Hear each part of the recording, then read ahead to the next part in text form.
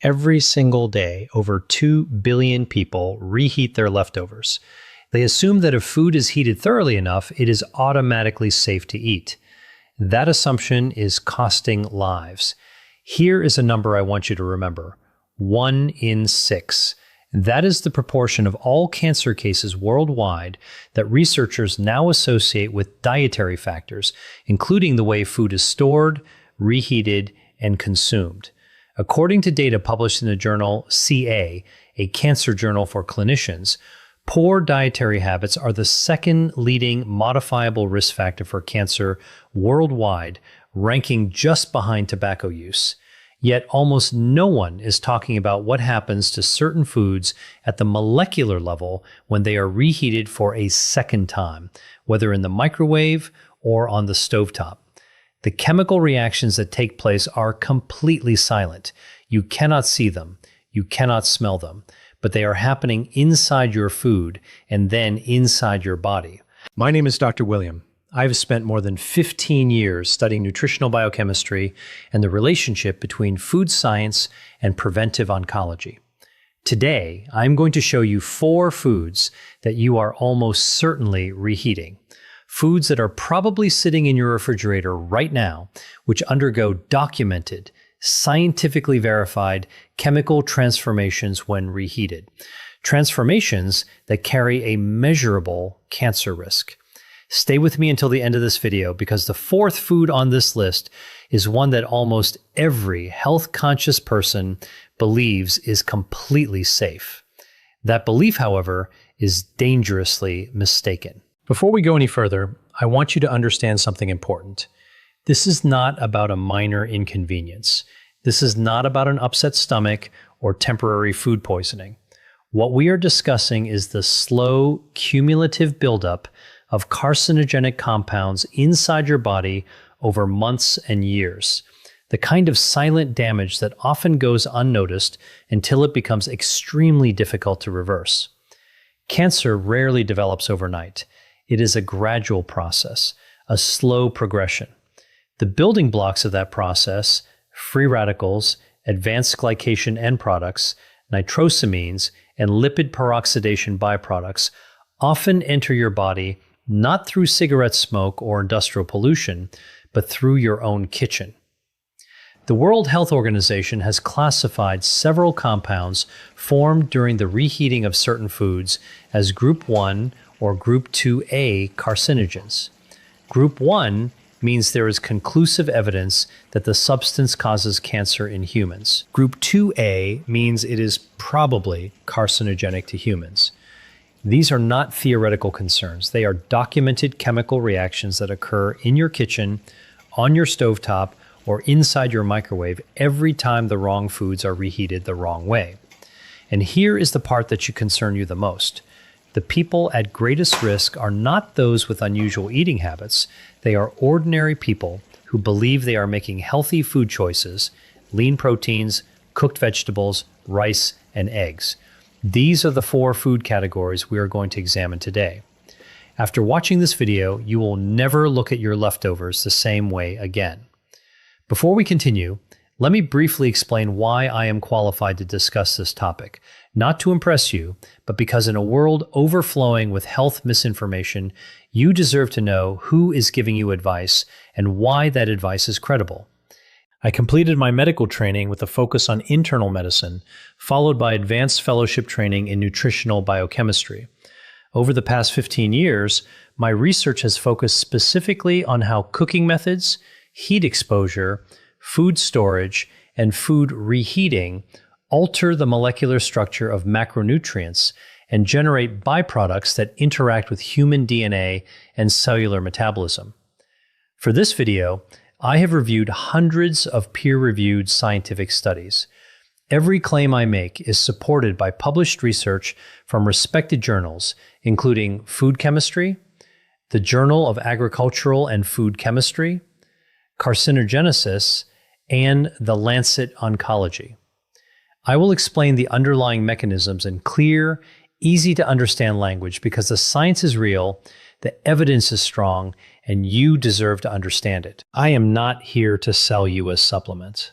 I am not here to scare you into purchasing a course. I am here because preventive medicine begins with knowledge, and the information I'm about to share could genuinely help protect you and your family. Before we discuss the specific foods, I need to give you a brief but essential introduction to food chemistry. Please do not skip this section. It is the key to understanding everything that follows. When food is cooked for the first time, heat produces predictable and generally manageable chemical reactions. Proteins unfold, starches gelatinize, and fats emulsify. These are normal processes. However, when you reheat food that has already undergone these changes, especially food that has been stored in a refrigerator for several hours or even several days, an entirely different set of reactions begins to occur. First, oxidation. Fats and proteins that have been exposed to oxygen during storage become chemically unstable. When heat is applied again, these already damaged molecules break down even further into compounds known as lipid peroxides and malondialdehyde, both of which are well-documented agents capable of damaging DNA. Second, the Maillard reaction gone wrong. The Maillard reaction is responsible for the rich flavor and appealing brown color of many cooked foods. However, when proteins and sugars are repeatedly exposed to high temperatures, they can produce compounds known as advanced glycation end products, AGEs. These compounds promote chronic inflammation, one of the major biological drivers of cancer development. Third, nitrite conversion. Certain foods, particularly those naturally high in nitrates, undergo bacterial conversion while they are stored in a refrigerator. When these foods are reheated, the nitrates are converted into nitrites, which can then be further transformed into nitrosamines, compounds that the World Health Organization classifies as probable or confirmed carcinogens. Three mechanisms: oxidation, advanced glycation, nitrosamine formation. Keep these three terms in mind as we go through each food, because you will see one or more of these mechanisms involved in every example we discuss. Food number 1, cooked rice. Rice is the most widely consumed staple food on Earth. More than 3 billion people rely on rice as their primary source of calories. Billions of those people reheat leftover rice every single day. It is a deeply ingrained habit across nearly every culture in the world. However, there is a serious problem with this practice, one that has very little to do with the reheating process itself and everything to do with what happens during the time the rice spends in the refrigerator between the first cooking and the second. As cooked rice cools, it becomes an almost ideal environment for the growth of a bacterium known as Bacillus cereus. This is not a rare contaminant. It is naturally present in raw rice.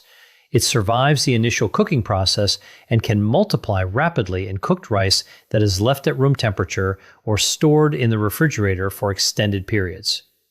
When you reheat the rice, the heat may kill the bacteria, but it does not destroy the heat-resistant toxins they have already produced. Those toxins survive the microwave, they survive the stovetop, and they enter your digestive system intact. However, while the bacterial risk is significant, it is not the primary cancer concern. The cancer concern is this: Bacillus cereus produces a toxin called cereulide, which laboratory studies have shown can damage the mitochondria inside human cells. Mitochondrial dysfunction is recognized as one of the early biological events that can contribute to malignant cellular transformation, the process by which a healthy cell gradually becomes cancerous. There is another, less frequently discussed but equally important concern associated with reheated rice. Repeated heating of starch-rich foods increases the formation of acrylamide, a chemical compound produced when natural sugars react with the amino acid asparagine under high heat. The International Agency for Research on Cancer, IARC, classifies acrylamide as a Group 2A carcinogen, meaning it is probably carcinogenic to humans. So what should you do instead? Whenever possible, cook rice fresh. If you need to store it, Spread it out on a shallow tray immediately after cooking so it cools quickly. Refrigerate it within 1 hour. Consume it within 24 hours. And never reheat rice more than once. Food number 2, cooked chicken. Here is something that may surprise you. Chicken is the world's most popular lean protein. Doctors, dietitians, bodybuilders, and health-conscious families all recommend it and frequently build their meals around cooked chicken. And when leftover chicken ends up in the refrigerator, almost everyone reheats it. This is where the problem begins. When proteins, particularly those found in animal muscle tissue, are exposed to high temperatures for a second time, they undergo a process known as protein oxidation. One consequence of this process is the formation of compounds called heterocyclic amines, HCAs. HCAs are not a controversial topic in nutrition science. They are among the most extensively researched dietary carcinogens in the scientific literature. Once HCAs enter the body, liver enzymes metabolize them into highly reactive compounds that can bind directly to DNA. This interaction with DNA can produce genetic mutations. Mutations affecting critical genes, especially tumor suppressor genes, represent one of the primary mechanisms through which cancer begins. A landmark study published in Carcinogenesis found that individuals who frequently consumed well-done or reheated poultry had a statistically significant increase in the risk of colorectal cancer. A separate analysis conducted by the Harvard T.H. Chan School of Public Health found that frequent consumption of reheated, processed chicken was associated with an increased risk of pancreatic cancer, one of the deadliest forms of cancer, with a 5-year survival rate of only 11%. Foods number 3 and 4 are the ones most people misunderstand. Food number 3 primarily affects people who take pride in maintaining a clean, healthy diet. Food number 4 is something that nutritionists and physicians routinely recommend eating, yet the risks associated with reheating it remain almost completely unknown to the general public. If you find this type of evidence-based, practical health information valuable, I encourage you to subscribe to this channel. I publish one new video every week, and each one follows the same approach as this video. Peer-reviewed scientific research translated into practical information that you can actually apply. No hype, no supplements, no hidden agenda, just the science and what it means for your health. Food number 3, spinach and other nitrate-rich leafy greens. Spinach is arguably one of the most celebrated vegetables in healthy eating. It is rich in iron, folate, magnesium, and powerful antioxidants. Nutritionists, oncologists, and cardiologists consistently recommend eating more spinach, and they are absolutely right when it is eaten fresh or cooked once and consumed immediately. The problem arises when spinach is stored and then reheated. Spinach, along with celery, beets, lettuce, and Swiss chard, is among the richest dietary sources of naturally occurring nitrates. In their natural form, these nitrates are beneficial. They help support cardiovascular health and contribute to healthy blood pressure regulation. However, once cooked spinach is refrigerated, naturally occurring bacteria on the surface of the leaves begin converting those nitrates into nitrites. This is the same chemical conversion that occurs in cured meats. It is also one of the reasons the World Health Organization classified processed meat as a Group 1 carcinogen in 2015. When spinach that has been refrigerated for 24 hours or longer is reheated, you are applying heat to a vegetable that has already undergone substantial nitrate to nitrite conversion. Under heat, those nitrites can react with amino acids present in the spinach and later in your stomach to produce nitrosamines. Nitrosamines are among the most potent dietary carcinogens identified by modern science. Animal studies have shown that they can induce cancer at remarkably low doses. In addition, Epidemiological research consistently associates high nitrosamine exposure with an increased risk of gastric, esophageal, and colorectal cancers. This is not a hypothetical concern created for this video.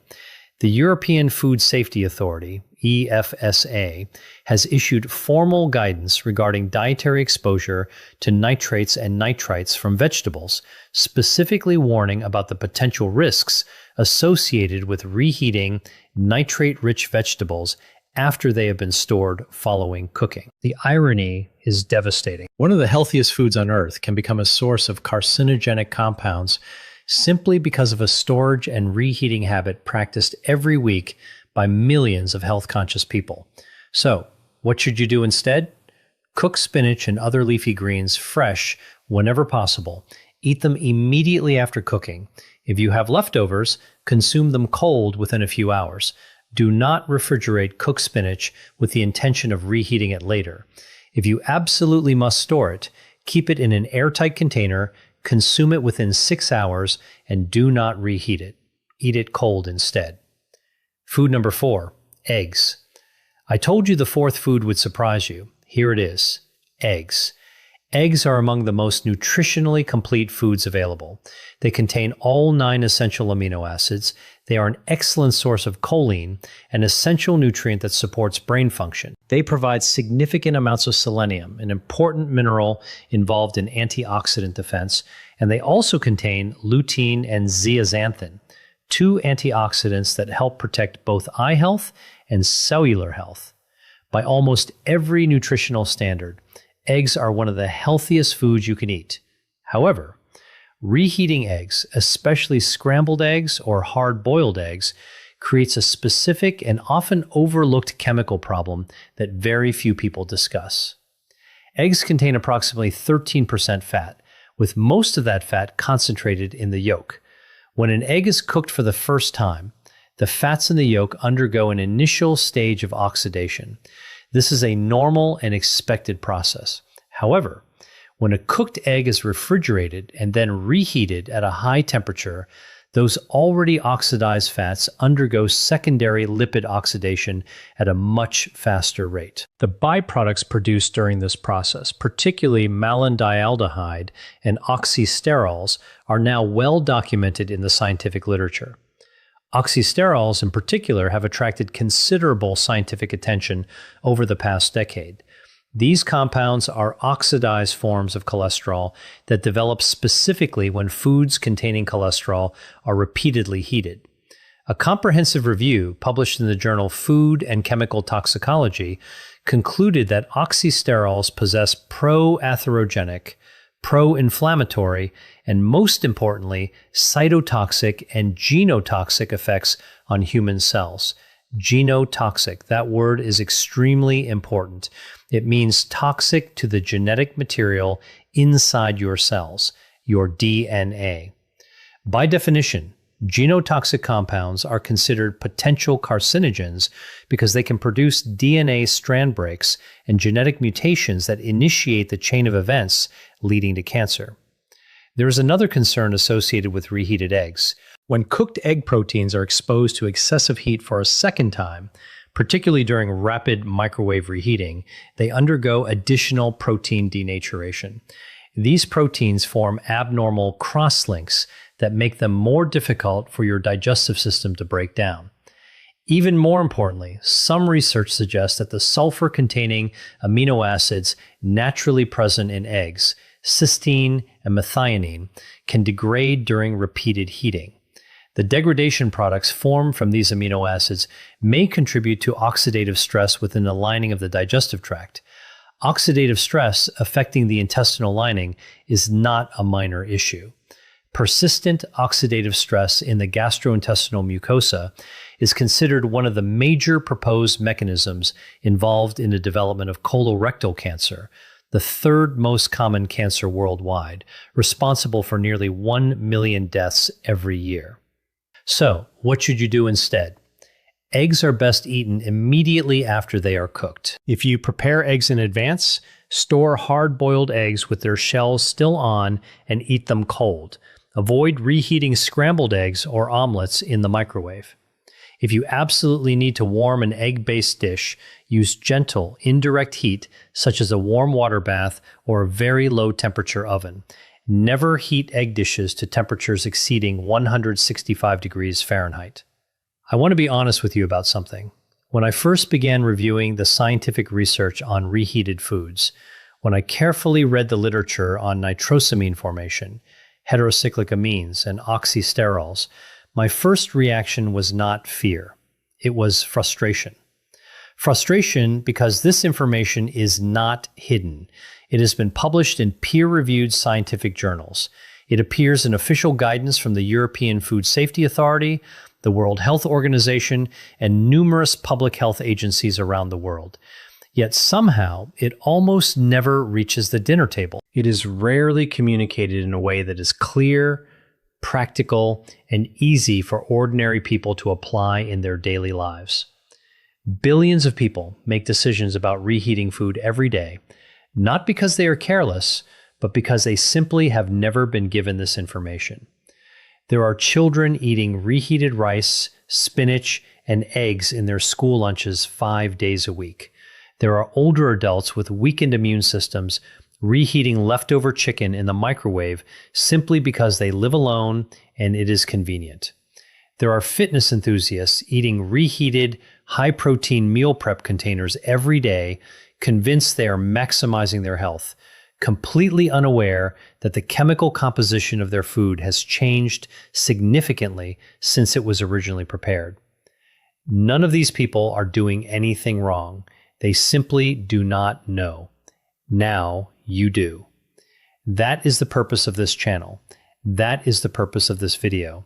Not to make you afraid of food, but to provide you with practical, evidence-based knowledge that allows you to make smarter, healthier decisions. To help close the gap between what modern science has already discovered and what the general public actually knows. So, let us bring everything together. 4 foods, 4 different biological mechanisms, 1 clear conclusion. Food matters. Food number 1, rice. Reheating cooked rice can reactivate heat-stable bacterial toxins produced by Bacillus cereus, and also promote the formation of acrylamide through the reaction of natural sugars with amino acids during repeated heating. Mechanism: bacterial toxin activity and acrylamide formation. Potential cancer connection: mitochondrial dysfunction and exposure to a group 2A probable carcinogen. Food number 2, chicken.